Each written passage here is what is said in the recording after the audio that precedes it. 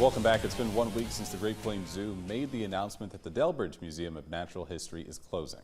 In the time since that decision, questions have been raised about what will come of the more than 150 mounts, and groups have been formed in an effort to save them.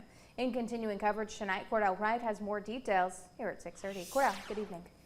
Good evening, Andrea and Sam. Henry Brockhouse is the man that traveled to 6 different continents hunting the animals and preserving them to be displayed in his hardware store. After he passed away, the collection was sold to the Delbridge family, who then donated it to the city of Sioux Falls. With the recent decision from the zoo and the city, the fate of the collection hangs in the balance after being on display for 40 years.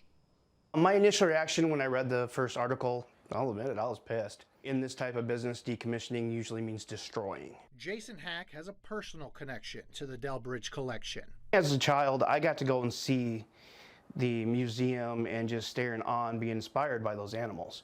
And a lot of that led to what we're into today. As the owner of Abby Normal's Museum of the Strange, Hack has a lot of experience with taxidermy, which is why he's raising questions about the zoo and the city's reasoning being chemical exposure, as older taxidermy pieces were preserved with arsenic.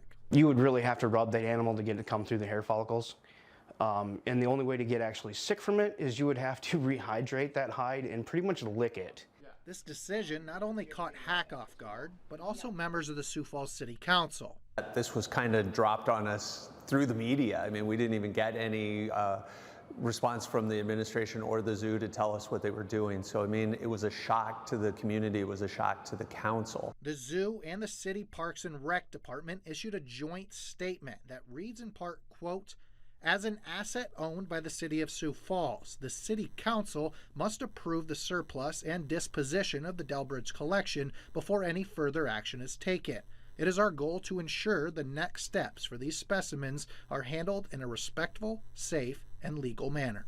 What will come of the collection is now in the hands of the city council with the surplus resolution vote. We're asking for the information that the zoo board used, what the parks department saw, what the mayor saw to make this final decision, and we're looking to confirm whether they made the right decision or not. And that vote is expected sometime in early September.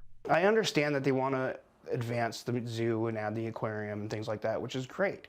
I would love to see an aquarium in this town. But destroying those pieces, it's just not the way to go about it. We've made one mistake by not taking care of the collection and letting it to deteriorate into the shape that it is right now. Let's not make a second by allowing this collection to be disposed of in the landfill.